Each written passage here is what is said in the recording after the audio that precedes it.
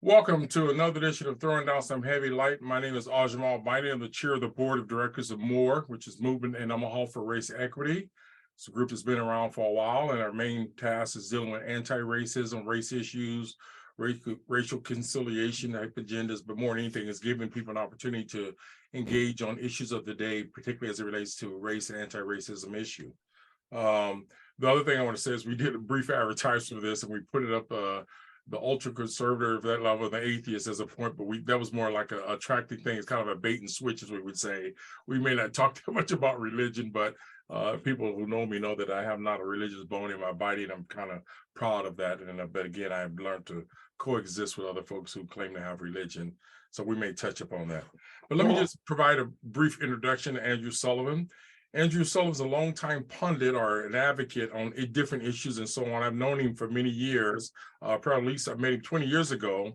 And he oftentimes writes editorials and comments and things and reactions on articles in the public media. And I think that's how I met him. I met him also when I was invited a rare time to speak at Creighton University. They don't normally let me come into the institution because of some of the things that I say and what I'm about. But he attended that event. He also participated in Table Talk presentation discussion about 20 years ago. We talked about the issue of race and racism, social justice, and public policy issues. He describes himself as a hard hat conservative. And when I met him way back then, he introduced this whole concept of being a libertarian back then. And so we got into a number of discussions that we exchanged some different issues and so on. We invited him on tonight to talk about some of the issues in the banner, on some of the contentious issues and issues that we were talking about, and help people to also understand that you can have different points of view and be able to engage in a civil conversation on issues like race, racism, and white fragility. Andrew is a social critic, and he reads a lot of books, and we talked about books recently, and it has helped him to sharpen many of his arguments, and again, deal with some of the polemics of issues that go on in our society. Particularly today, we have a very toxic environment when it comes to having discussions in the workplace and elsewhere. So Andrew, welcome to Throwing Down Some Heavy Light. And I want to just start off with my first question is, can you tell the participants, the viewing audience, a little bit about yourself in your own words, as we would say? Oh, I was born in Omaha, Nebraska. Most of my family is from either Missouri or Illinois. And I've worked and been part of many organizations, was part of the Libertarian Party for a while, was part of the Democratic Party as in my college days, and tend to be in the Republican Party on there and still defending individual rights as I have always been doing. Good, good. I want to start off. We had a discussion and we talked about the Indian Child Welfare Act. This is up in the courts now. This is where the courts system says that in child welfare, you cannot take a child away from the Native parents without dealing with the community of Native Americans. It's a federal law, and right now they're revisiting that. And some people say that should apply to other racialized groups and so on. But in one of our discussions, you made some different arguments about using race as a criterion, particularly in this particular case of the Indian child welfare thing. Give me a little bit more detail to that. The Native Americans are classified as nations under the U.S. Constitution so they're fit in a very different category than any other groups on there. So when you talk about individual rights or any type of commercial development or anything like that, you're dealing with over 500 different tribes with different rules on there. At the same time, the federal government has so many classifications for race that most people have no idea what those classifications are or what they do. I had mentioned this book to you. Well, I don't know if you can see it here. I can't see it because of it doesn't show up well. Classified, the untold story of racial classification in America. Yep, and that's by David Bernstein. And it goes through all these categories of how things keep changing simply because of political interests in there, and how communities get eviscerated and how individuals get eviscerated by those classifications. And that's what we're seeing. Some of the laws that are being taken up to the Supreme Court is which has more biting and much more say for a family on. Is it the tribal law, or is the individual, or is it the family? So in the sense of you said we should not look at racial classification, we should only look at individuals. I'm a little lost the way you put that. Well, racial classifications are arbitrary setups on there, and the government has those in there in various forms of laws on there. That's one of the points of the book on there, is to show how you can classify yourself by whatever means groups you join in, but the federal law has other settings for that. Wow. Well, that's a long-winded diatribe for some people when they say, why do we do that? And what about people who want to classify themselves as Black or white, and they may be not of the ethnic or racial group, but that's the, I'm going to switch if I can. We talked about the concept, and I know that you've pushed this envelope a lot about affirmative action. I have a couple of colleagues who are against affirmative action who are people of color, and the usefulness of it in the act. And look at Nebraska, have turned the idea on its head by putting the greatest batch of sellouts and collaborators in certain positions. In other words, one key administrator from the Sherwood Foundation, and I had a conversation about this at the University of Public Policy, said that gender difference is a form of racial classification, which I didn't understand it. In other words, they said diversity as a substitution for race, and I didn't understand that. My question to you is, what is your views on affirmative action, configuring this whole sexual behavior contrast to, let's say, someone who has a racial classification of 450 years of slavery? In other words, they're saying gender is equal to racial classification, and particularly those groups have been oppressed for 40 years, and that's a hard thing for me to understand. So I wanted you to talk a little bit about how do we deal with that, or can we talk about gender as a classification as equal to diversity of race? I think you're going to run into a situation where you're pushing identity beyond what it's meant to be. So what does that mean when you say it like that? You're going to be, a person's going to be judged by their works, by what the efforts they put into life, by what associations they make on there, and so forth on there. If you're going to sit there and identify as a particular category on there and to be treated according to that identity or group on there, you may be sorely misplaced on there because you may have talents or deficits that would lead to different judgments. And the important part of that is a lot of the times the classifications or identifications we set to a group don't match what person is capable of doing on there. And that's where people feel unjustly treated. And that's partly what racism actually is you set up a scenario of expectations for a race on there. And then when someone doesn't abide by those expectations on there, suddenly they're being unjustly treated. Wow. So here's the other point that I'm really trying to push and trying to make sense of. You don't know my sexual identity or orientation until I tell you that, right? But you can see my racial identity for the most part, right? So are those equal in the sense of what I'm arguing? I don't mean that as an insult, but again, we acknowledge with affirmative action that we've oppressed racial minorities, Latinos, Asians, Native Americans, African Americans for many years. And we know that there was this Free Homestead Act and all these things that whites had benefits of for many generations because of the law, segregation, you name it. Whereas in terms of sexual orientation, that's a little bit different egg for some people to understand. So talk to me about that a little bit. Those are going to depend again on the physical characteristics that you want to put forward on there. You're going to be judged in part by that. But if you're going to make true judgments of individuals on there, you're not going to judge it on either one of those matters. You're going to ask, is this person intelligent? Does this person know what they're talking about? What the skill set does this person have? What are their talents? What are their interests? What is their education level? Do they know many languages? Do they know many religions? You're going to ask those type of questions through experience. You come and counter people and understand them that way. So let me just interrupt. Do you support affirmative action or not, personally, as a libertarian or ultra-conservative? Let me give you a 3-point pointer on that. What type of affirmative action are you talking about? If you know that your organization is deficient in a particular racial group that you want to appeal to your industry, you may want to create an extra bonus or extra outreach to that that group. Whereas there's others that just want to take a straight line. Well, we need to be, there's 10% of these people there, and we want 10% of them in our organization. And then you dismiss whether they have any merit or skill for the job, in which case you set them up for failure. Or you have a government program by some other arbitrary standard forces you to hire people on there, and they just not care whether they succeed once they're in that job. One of the problems that affirmative action ran into is, okay, you hire someone for the job, but then they lose it.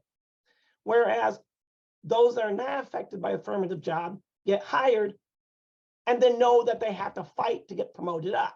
Got you. There's a question that already came in the chat, but before you get to those, I want to go through some of these here. The Omaha Plantation pacification schools have historically used dark-skinned role models as the basis for segregation in the schools for many years. In other words, that's what the case was on, where they said we can put Black people or whatever racial group, particularly at that time it was African Americans in a certain part of town, and we'd hire Black teachers for Black students, and that's where they got in a little trouble. The former superintendent of schools in OPS, Harry Burke, in the 1950s and 60s, would not hire African Americans to work in the schools as teachers, even if they graduated from the university system. And I know Wilda Stevenson had to go and work in Council Bluffs in a position before she got hired into education. And we do have Harry Burke named after the racist school, Burke High School. And again, as I said, it was somewhat misguided how they rolled with that. But my question to you, you shared an article in the Tennessee Star program with me that said that higher graduation rates are when teachers and administrators of color are in schools. What are your polemics or your point of view on this paradigm of, if you have only Black students and Black teachers, does that create this sense of apartheid that we used to have back in the day? Well, here's what the standard is. If you have Black students and white students in there, everyone's going to expect to see some representation of their race or group or something to that extent on there. If you have an all-white faculty and 15% of the student body is Black, guess what?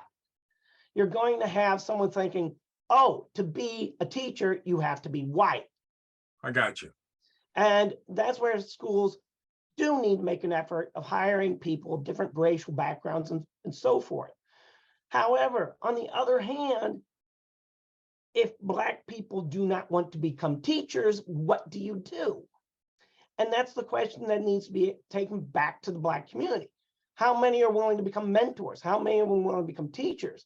Or are they being obstructed from going into that profession for some reason? So there's a different sets of formulas out there. And when you're looking at the past on there, a lot of them just simply assume, well, there are no Black teachers, therefore we don't have to hire any of them. And so when someone shows up and says, well, I'm a Black teacher and I want to be hired, they say, well, what evidence do you have that you're a good teacher? So it becomes rather conflated on it, and depending on whether there's an effort to make the difference and change, and the change won't happen. But at the same time, if you just flat out draw a line and say, well, here it is, you'll find out it doesn't reach the goals necessarily. You know, the other thing, Andrew, that I would say that I find somewhat perturbing or sad is OPS is like 75, 80% students of color, Latinos, Asians, you name it, Native Americans, so on, African Americans. But yet they probably have a much lower percentage. They do have a much lower percentage of teachers of color, particularly African Americans. And you rarely see African American male in OPS. I mean, years back when Chris Riley was around, he told our class one time that they only had 2 Black elementary school teachers in the whole district, okay? And so part of the issue you also deal with is, why do people want to go work in a hostile, dysfunctional environment? We see teachers quitting left and right. Then the other excuse that OPS used for many years is we try to get African Americans or other people of color to be teachers, but they get hired in other business fields, or the market is open up, so we don't just have to be teachers and preachers. Preachers and teachers were considered the basic jobs for many African Americans come from the South. So that's another issue. But part of the question or the issue that I think we're facing is, do we still stick with that rubric or that mentality that Black students need Black teachers and vice versa to go forward? Let me give you a situation that's changed in education over the last 150 years. It used to be a very male-dominated profession. Now it's a very female-dominated position. At the same time, used to be a lot more emphasis on private schools, and a lot of the public schooling was simply strict on maybe just a handful of topics, reading, writing, and arithmetic. Yet now, there's an expectation of people to go through entire high school of going to education, where in the past, they may have not gotten anything more than 8th grade education, right, because they were able to get work. Those changes cause a difficulty. And you refer to it as a plantation system. I'll take it a little bit further than that. The public school system acts like a concentration camp for kids. Wow. Because you get stuck, told you have to go to school. It's compulsory. You want to know why school shootings take place? because public education is compulsory. Well, wait. That's a leap, man. You're saying people shoot people because they're forced to go to school? We are mainstreaming people that are not capable of being students first. Wow, that's a first. Think about this. If you want to learn, you have to make up your mind you want to be a student. To be a student means you want the will to learn. If you don't have those in your recipe for your school, you're going to have problems.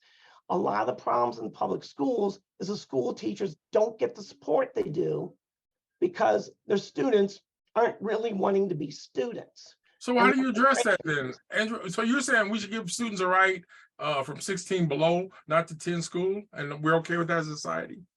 Well, let me put it this way. There's a lot of 14-year-olds out there that if you took them out of school for a year and literally put them in a shampoo factory, bottling shampoo for a year. What does that mean? They would come back to school and realize the importance of learning. So in other words, free will, I guess that's a pure libertarian argument. I understand that. It's not just a libertarian argument. The school system right now is giving high schoolers a half days to really take half days on it. And they're wasting those hours.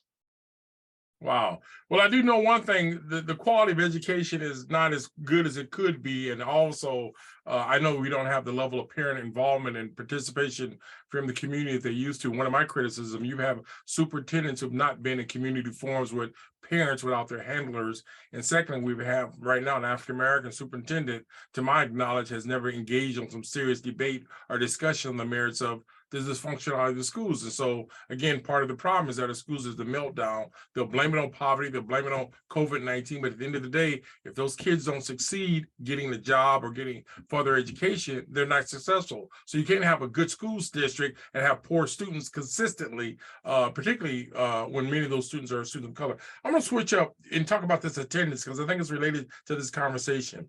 We saw some data that came from the Department of Education, and they hide their data like a bunch of criminals. And seriously, they hide data about school attendance. And again, it's hard to get that there's a program called Goals that deals with some of that, and they are responsible for addressing some of those issues. And as I said earlier, that some of the problems we have with this hidden data is very important for us to see. If the kid's not in school, how can you learn? When you and I were growing up, we went to school, we learned, we moved to another level, but you got a lot of kids, they don't attend school. So my question is, how can we manage school attendance from your perspective? Well, you need more transparency from the schools on it. But at the same time, I think teachers need better empowerment to notify authorities when children are not attending school on it. And at the same time, you need intervention to figure out why kids are not attending school. This is not a racial issue on it. It goes cross spectrum on here. There are people that single parent families or a couple going through difficult times that are having difficult matters on there.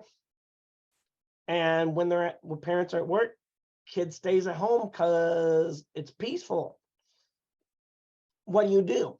And then there's aspects where some changes need to be made still, I think, to foster homeschooling and collaboration between what we do with our institutional learning versus our home learning. Now, Andrew, earlier you said students shouldn't have to be forced to go to school. So are you contradicting yourself now? No. There's a difference between going to school and wanting to learn versus being forced to go to school where you're being terrorized. So you're saying if kids say, I don't want to go to school, we should give them permission not to go to school because they don't want to learn? Well, you have to make certain that there's an alternative way of doing it. Like I said, that's where the shampoo factory comes in. If you don't make them realize that they have to be responsible for their lives, that they're going to have to be able to feed themselves at some point. And if they don't make an effort in doing so, they're going to end up in a shampoo factory. That's interesting paradigm. I make that point for a reason here. Some parents think their kids have to go to college. They insist and demand it. Right. A lot of times it may be better off for the kid to go to work for a couple of years. Right. So they get an idea of that there's people that have expectations and demands on them. Then Gotcha. when they come back to school, they know what they need to learn.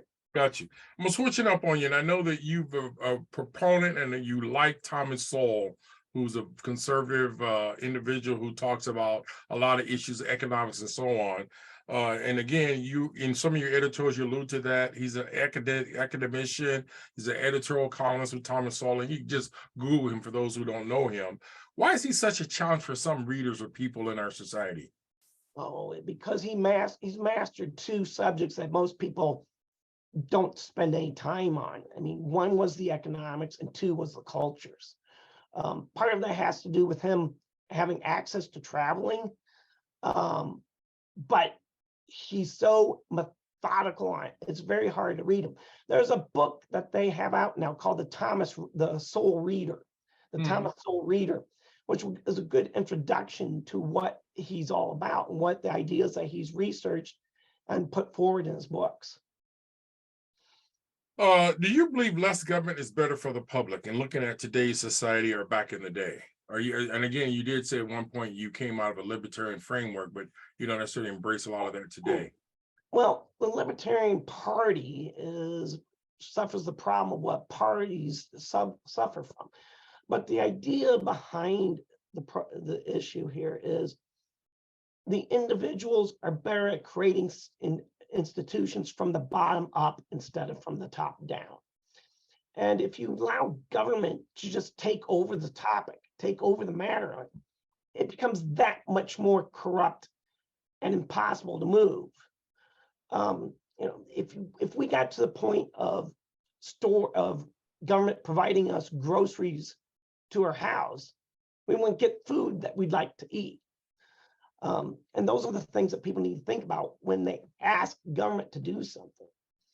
So would you articulate, or would you say that our local government in Nebraska, Douglas County government, City Hall, the state government, in a sense, is corrupt or dysfunctional or fall into this category that you just alluded to? They all fall into that because there's usually a one-size-fits-all mentality behind government. And when you start looking at stuff on there and realize how different people can be between each other, right? You realize government comes up with a program and immediately 10% of the population finds a way to exploit it, while the other 10% becomes a victim of it. Gotcha. Everyone says, well, the program works. So less government is better is what you would argue. It would always work better on there. And it's hard for people to understand that because they really want someone else to be responsible for the problems in the world, not realizing we can solve many of these problems by ourselves by creating the institutions and helping individuals out and building up our own skills to deal with the world. Interesting. We have a difficult time sometimes discussing political parties, and we just went through the election, and the Republicans got the House, and apparently the Senate is going to stay with the Democratic Party. There's a number of independent people, and you name it, out there. And my question is, what can we help do to reduce the current contentious comments and personal attacks when we talk about politics? And I know that you and I disagree on a number of things, but I do also believe in your freedom and right to say what you need to say and vice versa, I suspect. But my point is, how do we reduce this craziness where you're seeing people killing people because of an ideology or difference, or in the case of some countries, they do some crazy things like assassinate them. Some people say they assassinate them here too like that. But how do you deal with this contentious environment or this toxic environment we're encouraging or dealing with today? I would cut out national corporate media out of the picture on there. Explain a little bit different. You mean you get rid of all national media? Well, not by government edict, but people need to make an effort to realize that between the Washington Post, the New York Times, NPR, and MSNBC, and several of these other news organizations, they've become lazy. They're engaged in copy and paste journalism on there, and they're more interested in selling a false narrative. And if people went out basically went online and start looking for the opposition information and other sources of information, they realize they're being sold goods that they don't want. So you're in a sense saying that we got fake news now. Is that what you basically just said? They're lazy. They're flat out lazy. Look, if you doubt this, look at the Omaha World Herald. Any coverage of the national stories comes from the wire news. All the news that we want in our local paper would be local news. But you realize the paper doesn't have the money or this journalist to actually engage in reporting local issues to the extent that it should. Yeah, I noticed on the national level, I listened to some of the national pundits talk, they sometimes repeat each other's bylines. And then when I see them interview each other's bylines. Yeah, I mean, that's all they do. And it's not news. It's almost like they call it news, but it's like the same old drivel and the stuff that you get every day and so on. We're going to switch up to go to our audience. Before we do that, do you have any other comments you want to make before we switch into there? Because I have a number of comments here and maybe a couple of them may want to speak directly to you, but anything you want to say? Yeah, I appreciate the forum on here. I enjoy getting a chance to talk to you and have us air ideas out there. But yeah, let's go to the comments. One of the questions, and again, if you want to open up your mic and say it directly, but one question, there are many areas where libertarians and liberals, progressives probably disagree. Do you see any potential of these two groups to have overlapping or common goals? Depends if you mean capital L libertarian or small L libertarian. I kind of think that's going to be an issue, but also I don't know what liberal means anymore. It's been taken over by a progressive mentality that is quite alienating, and I don't know how to fix that portion of the formula. At the same time, the political parties are reformatting themselves. So that's hard to tell.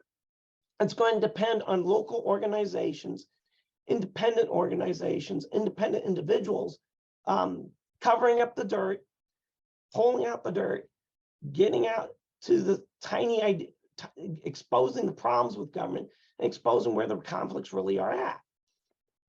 There's a comment, I'm not going to go through it verbatim, but the person basically says that some of the things you've shared are somewhat misogynist or racist or so on. And I assume part of it is he says we should have small group discussions to do what you're doing.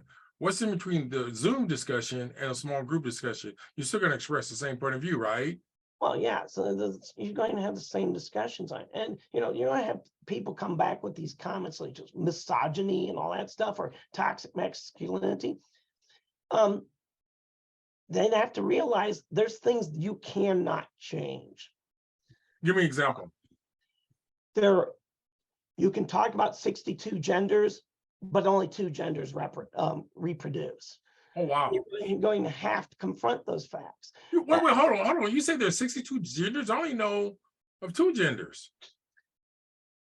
Need to talk to a progressive university person. Oh, you're talking about transgender. Okay, I didn't know what you were talking about. It's not just the transgender stuff. There's this whole ideology of intersectionality on it, which do you find that bad or good?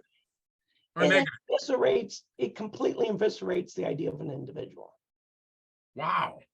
So can you accept the notion, again, I'm not the best arguer or debater on this topic because I'm not that familiar with it, but can you accept the notion there are some people who are born of one gender, but they have the ideology of a different gender? And one of the arguments I made in one of my pieces is that there are some people who are white who think they're black and some black people who think they're white. And I know more of them than I do the other side. But my point is, I sometimes argue is, how do you know which is the best? Because it's all in your head, right? So shouldn't you not accept where people are coming from and move on? And you're saying you're binary, that you can only be one or the other, right? Well, it's going to be based on experience. Now, let's get in. If you're going to go into the transgender issue, let me be blunt what the problem is.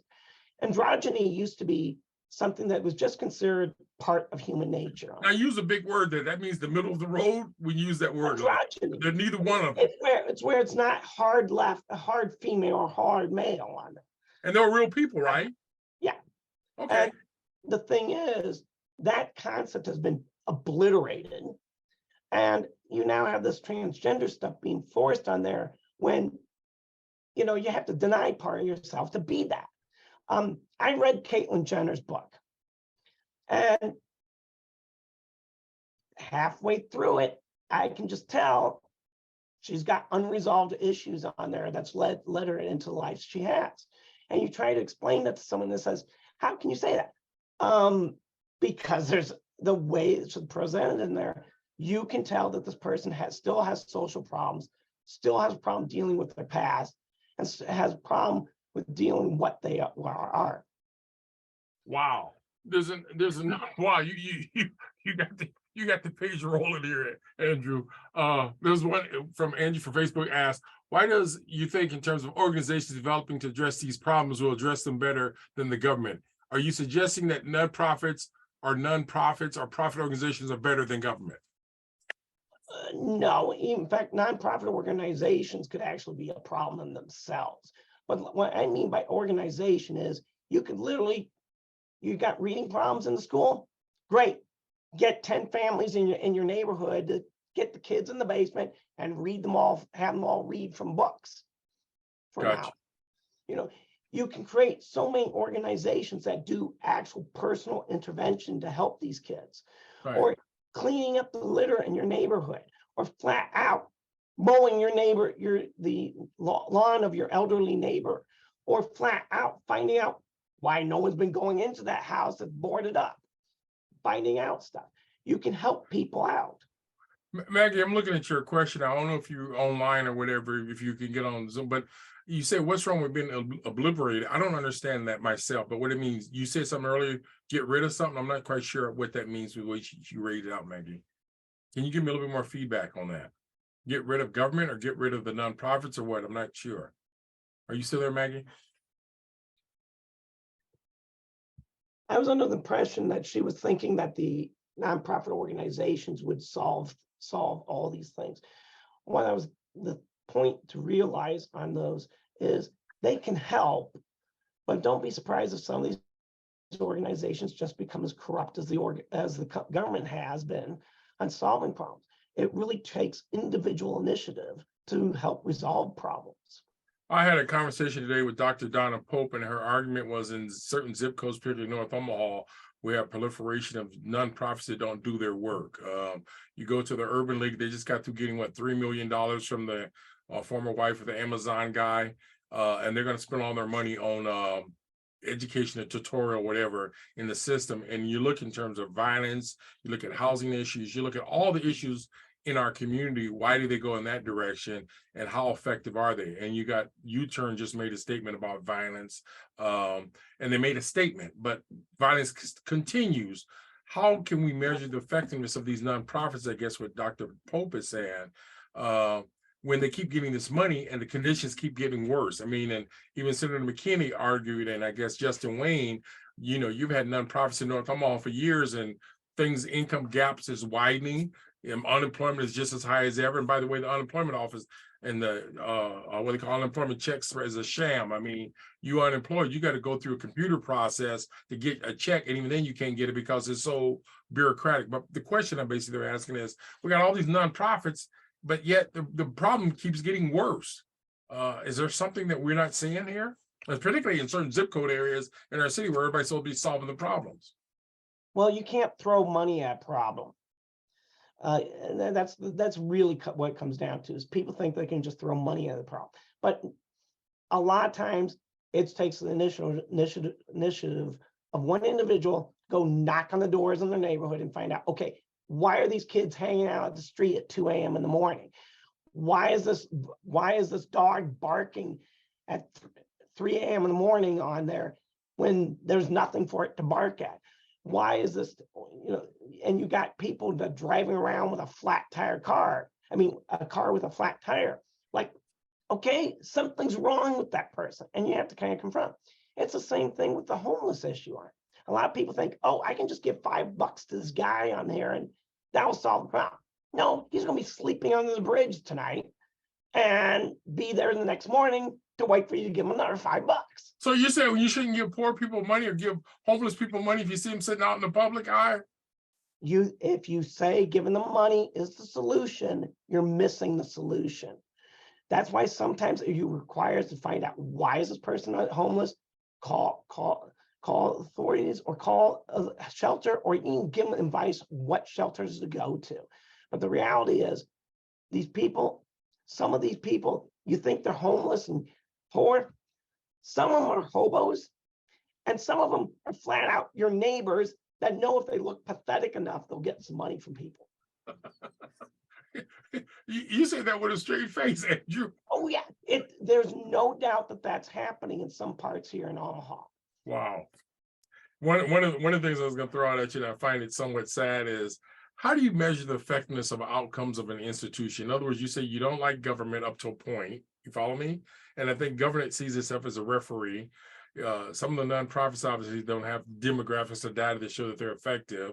Even if they said the people coming to the door like the paint job, that's better than what we've seen. You got a school system that keeps turning out people who are potential drive-by shooters or just dysfunctional, and we're not addressing that. And then some people, teachers would argue, teachers can't do everything or schools can't do everything. So basically, what kind of panacea or what kind of hope do you have based on some of the arguments you made today? Well, most people still live life as if they're just a consumer, instead of being a participant or being a contributor to society on there. And that's kind of like sounds a little bit mean at some point, but when you have people whose neighborhood is gone, is falling apart, or weeds are growing up in the yards and everything else on there, in order to own the community, take a personal stake in the community and see it change and improve, that's when people really realize, okay, my neighbors care, I care, we all care, we're all working for the same goal. And if you got people contributing like that, guess what? Everyone's attitude improves. Everyone becomes more positive about it, and they see the changes in their community. But if they just sit back and blame other people for the problems and envy those that are doing well, nothing changes. Right. There's a comment here from Cynthia where she says, Andrew, the description of this event includes the issue of white fragility. What is your personal experience, as I assume, as a white person? And have you noticed some white fragility or male fragility in your own life? Well, I probably don't have the exact same definition of white fragility, but I can tell you this. There are white people who read American history in high school and then think they've done about it and think it's all about this, that, and another thing, and then feel guilty all the rest of their lives about what happens to Black people. And I keep telling them, you're talking about an event 150 years ago, and it was really weird. It's kind of like you're now stereotyping Black people based on what you read off your American history book and saying, instead of talking to Black people personally. You and I had mentioned this on there. I was telling you, I've seen different attitudes between Black and white people and how they engage each other. The Black people tend to be more hospitable and outgoing. White people, at least in Nebraska, white people tend to be stoic and standoffish. And if I see them interact, it's kind of like they're trying to figure each other out. And I kind of like break the ice and I say, hey, look, it's nice out there, don't you think? And then they get them talking. And suddenly they realize they lose all their fear of each other and they start talking about all sorts of stuff. But that's there. It's in the community. And it's not just white fragility.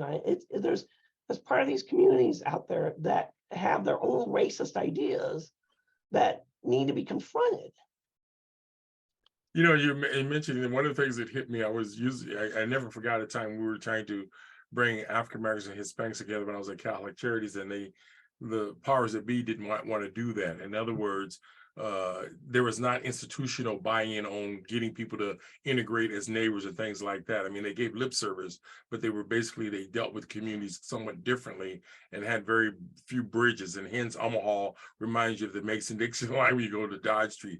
But really, my point is, when we did Table Talk, we were surprised at the number of folks, even adults, older, who've never been in a house or apartment or private environment of other racial groups. And again, it went both ways with different groups. So for some of them, for many of the people, were pleasantly impressed and liked the hospitality they got when they got to talk about racial issues in a safe environment. So basically what we learned from that is that our public schools, our universities, our colleges, our government people are not about facilitating building neighborhoods up in a decent way to get people to do it. Because some of these people in their evaluation said, this is my first time I've been in this part of town, or yada, yada, yada. So these opportunities did not exist in an organic way from our systems, but more or less when we did the program, and then the program ended up not doing some of the house and community site visits and so on. But my point back to you is that you're saying in a sense that as white folks, you don't know and deal with race well because you don't interact. Is that what you're saying is white fragility here? No, it has to do with what we're taught in school on there. The history lessons, the way they teach it. I got you. Okay, now.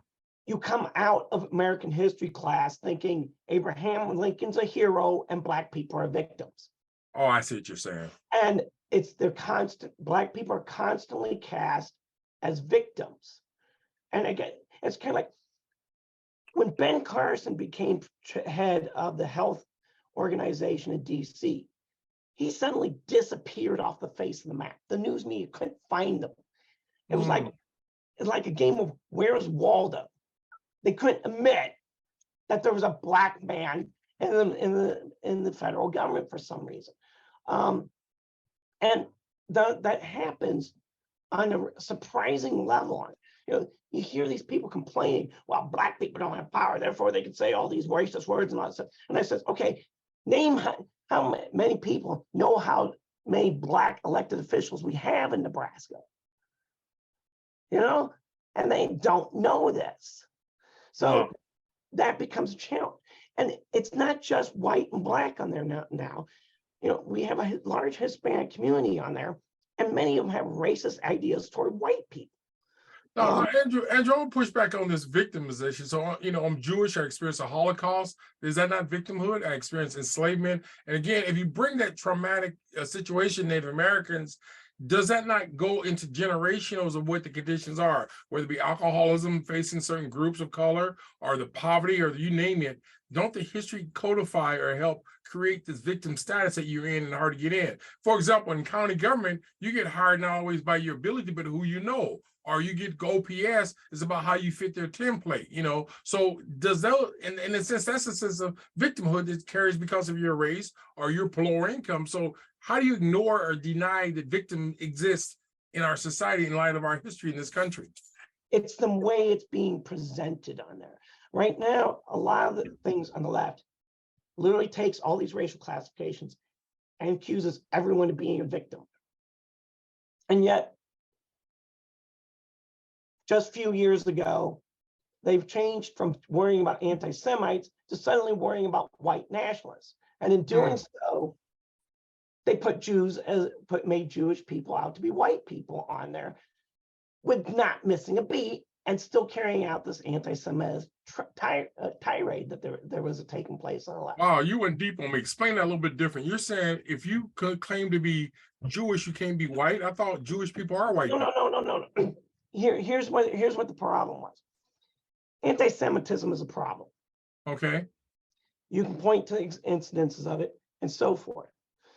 But about 5 or 6 years ago, some of the organizations left decided they didn't want to talk about that anymore because it didn't fit their narrative. So they ended up coming up with this term, white nationalists. And then suddenly there was a spike in anti-Semitism in the country. Why? Because now they were demonizing white people altogether, and that includes Jewish people on there. While at the same time, they stopped saying anything about anti-Semitism, which is the reason that just created a leverage where anti-Semitism went up. At the same time, the worst part about this discussion now is white people in general, if they have any patriotic feelings and fly a red, white, and blue flag, they're suddenly portrayed as being extremists. Doug raised this point, Doug Patterson. He says, is Andrew open to discussion that the corporate state being the real government and the public, and he has that in quotation marks, governments are merely covered for the corporate state and make most decision? In other words, Jack Dunn used the word the what do you call it? He uses the term like the managerial class, and I've heard that. And then Doug goes on and says, indeed, the corporate rich owns the public government as candidates spend 90% of their time raising money. That's a clever way of putting it. Well, what he's getting at is fascism. When You say government, fascism? yeah, That's a leap, ain't it? well, no, because here's what the issue is, and this is what's concerned libertarians a long time ago on it. The fact is, the corporations took an interest in what federal government was doing and wanted the federal government to subsidize it. The government wanted a nice friendly ally, so it would subsidize so many of these companies out there. I mean, that's where you get this Alendra scandal and stuff like that out there. I mean, they're telling you that, oh, you gotta have an electric car and you gotta have solar panels and windmills. And yet it's all subsidized by the federal, these programs are subsidized by the federal government. And when it comes down to real energy, those things just not going to go very far.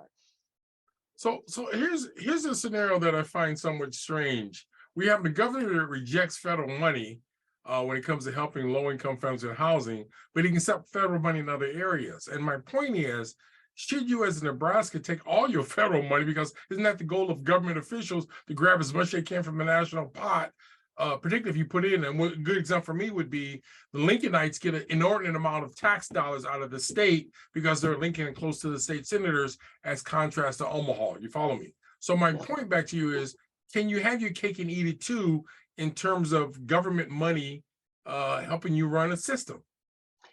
Well, the federal government's gotten into this game of bribing states to take the money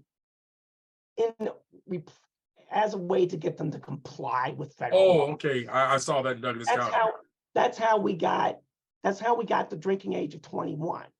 Okay, you bribe the local governments and municipalities. Okay, I understand. Right. If you want highway funds, you have to have a drinking age of 21. In spite of the fact it's completely bogus law anymore, it doesn't make any difference. But to go to your initial question, such as subsidizing housing or making housing affordable, we don't need the federal government to do that. Why not? Here, I'll tell you what we can do. Get Omaha to stop putting property tax on residential homes. It can do that because it has so many taxing abilities on it, but they don't want to do that. Because if they did that, that'd be like giving a whole TIF to the city. It would make housing affordable. It would make renting homes affordable. It'd be renting apartments more affordable. It would create a booming industry to build more homes. But no, we've got a property tax rate that's so bloody high that if you take a mortgage amount, you'll never have any idea how much money you're actually paying in taxes. You know, I'm a little bit closer to that because as I get into this, we call homestead exemption as you get older, I'm amazed at how some states don't make people who are retired or living on fixed income pay property tax, particularly when they don't have kids in the school system and so on. And I do know that Nebraska has one of the highest property tax for a lot of people. And again, the money, you don't see the results of it because, again, it goes to the friends of the system.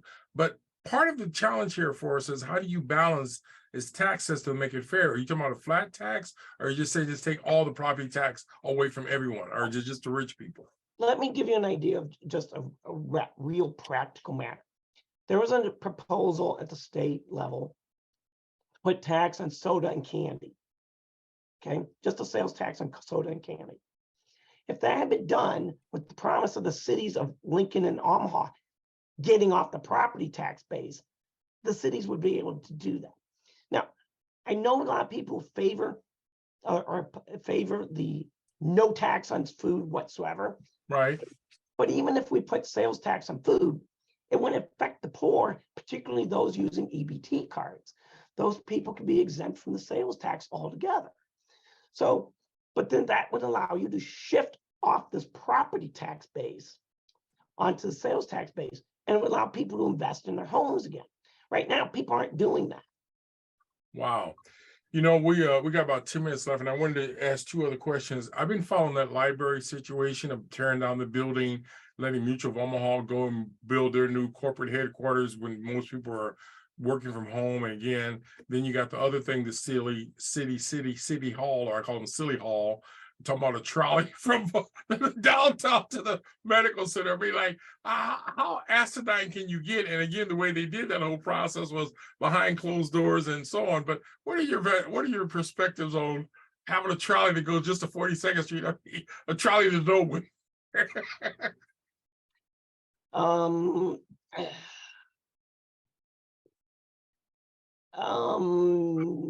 How do I put that politely? That's just a garbage thing to do. I mean, if they wanted to take a trolley from like 10th and Pacific to the airport, maybe. But this rest of the stuff is a joke. They're going to build this thing, and 20, 10, 15 years from now, we're going to ask, why the heck did we build this? Like, we could have done 10 different things better. I mean, people are now using Uber and Lyft to get around on there. I don't understand what they think a trolley car is going to do. Well, I mean, somebody went to San Francisco and was eating some rice roti apparently and said, hey, let's get on the trolley. But trolleys don't work well in wintertime, right? When you got all the snow and stuff on the ground and they're open. Ain't that the trolley kind of like open, looking out the windows and not there? Well, these things are enclosed. But the thing I find, they make this argument they'll create a bunch of economic development. But really what it does is it acts like a magnet. It just takes economic development from the rest of the city and bring it to the core where they're putting the trolley car. That's all it does. Now, there are some staunch Republicans that say, no, this is the best thing since sliced cheese. But it's not. It's just pushing, it's an attempt to pull the economics into a certain direction. Andrew, I asked you a question earlier, I think, in one of our conversations about this concept of white guilt. I find it fascinating because whenever I ask white folks about how do you arrive at this white guilt and then how do you get rid of the white guilt, and you gave me kind of an answer about this concept of white guilt. Can you elaborate a little bit on this concept of white guilt that we see so often in our systems? It comes from the way they're teaching American history. I mean, most of it's coming from that. At the same time, we don't have flat out introduction meetings. One of the things I liked about Omaha Table Talk is at least people got to introduce each other, ask questions of each other, and get a sense of where everyone was from. I don't think we do that anymore in the schools so much anymore. And I think white people come out of these colleges and universities and high school thinking, well, Black people are the victims, they're the losers of life type mentality. I feel so sorry for them, isn't too bad to be. And then I get kind of frustrated with that because I said, I heard hearing some Black people complain and it says, well, I don't know, do you want to trade place with the Native Americans? And then you try to explain that issue to white people and they have no idea what they're talking about. Okay. So, it's ignorance through and through. But the idea of most of our American history education is it lionizes Lincoln on there without explaining what actually transpired economically. I mean, Haiti, for example, the revolution in Haiti had a large impact on abolishing slavery. But you don't read about that anywhere. That's true. Andrew, one thing that hit me as you and I were talking, we've known each other for many years. We haven't talked over the years, but we interacted here and there through our correspondence, whatever. How do other white people treat you when you talk like this? I don't know this because I'm not in your circles of white people, but I can only ask white people, how do they interact when you talk like the way you talk now? Can they tolerate or deal with you or what? Most of them get by with it. I think some of them are. Would you say they get with you violent? Get by with it. Okay, got you. But a lot of them take issue with me taking issue with Lincoln. At the same time, I have to tell white people now and then, just because that person speaks like they're from the ghetto online doesn't mean they're Black. And because of white people that talk like that too, but they don't. But many white people in Nebraska are kind of rural, and they're thinking on it. They don't realize that language is not necessarily affixed to race. That's true. By the way, do you get invited to some of the social work classes and Black studies and places to talk about some of your ideology and the books you read? Do they bring you into the university, Metro Community College, Creighton, whatever? Have you been a guest speaker in any of those places? Well, you know about the one time I was. And it was a flat out disaster. I think I was simply not prepared to what I was confronted with from the Black Studies folks on it. Unfortunately, they have a bit of a warped board in their hands. And it's kind of sad because if you went through their class as a Black student, you're going to end up with a chip on your shoulder that they'll take you years to remove. That's an interesting concept. By the way, we had a session here with Walter Brooks talking about Trust No Shadow After Dark, a book he wrote, and there was a woman who came on the Zoom and she wanted to talk about abortion because he didn't think abortion happens too often in the African American community. It's basically called it genocide. So at some point, I made contact with the Nebraska Catholic Conference, Tom, and asked him, can we find a person of color who can talk on both sides of the abortion issue, pro-life and pro-choice? He said he'd get back to me, he never did. But my point is, I don't know how you can have decent education or discussions on such a volatile topic if people can't stand to be in the same room to have the conversation. How do you grow if you don't get a chance to see the other point of view? So my point is, how do you even if we disagree, how do we even grow or become better people if we have no clue about how your logic or what you're thinking? So how do you deal with this narrowness of the provincial mentality that we can't listen to the other side, whether we be liberal or conservative or Trumpite or whatever? Well, some of it just takes a bit of maturity and patience. But on the other hand, people have to realize people are going to disagree with them, and they're just going to have to agree to disagree. I think that's a challenge for people. And it's more challenging today because social media doesn't require us to do that. Social media, you can block someone that you disagree with, you can mute them, and they're gone. So instead of interacting with them and trying to work through, okay, we disagree on this, let's talk about something else. Gotcha. But you can't do that in this environment. The social people have to learn how to use the social media. I bet you a lot of people out there listen to us probably blocked a lot of people on whatever forum they're on. They should think about this. Go back and unblock everyone you blocked over the last year and see if your life falls apart. It won't. Someone raises a point here. Some of the things you said about the school system or their curriculum is kind of curriculum bashing. You think the curriculum is dysfunctional or bad as a whole for our students today? It's created by a conglomerate of publishers trying to politically sell books that are politically absorbable. If you have, that's what causes watered down history, and it ends up being reflecting people's biases. If you're studying history, learn to go outside the textbook, learn to read biographies, learn to read different versions of the history, learn to understand the personalities involved during those times. If you go by the textbook on there, you get stuck. But a lot of people don't go beyond their education. They'll become an accountant and then don't read anything else. They'll learn to go into banking, but never read an economics book. And that's sad. People have to realize their education is limited. Once you're done with education, life's a long learning is a lifelong project, and you have to engage it and constantly be reading stuff. We're down to about last minute, so before we close out, I was going to say something. When I was teaching in Metro, they had a human relations book, and they had a chapter on race issue somewhat, and they never mentioned the word racism or prejudice. And I'm like, how do you teach stuff and you leave out key concepts of word? And again, at the end of the day, it was a major corporation and we had to use a certain book, all of us. So you couldn't go outside the curriculum. It was like high school teaching in this particular class because they told you the book you had to buy. And obviously you don't have, it's at the university, you can even opt out of using some textbook. You can pick your own books, but it was kind of sad. We're down to our last minute. I want to give you a chance. Do you have any closing comments for our viewing and participant audience today? I just want to thank you for the opportunity to talk with you on this subject and have everyone listen in on it. Good.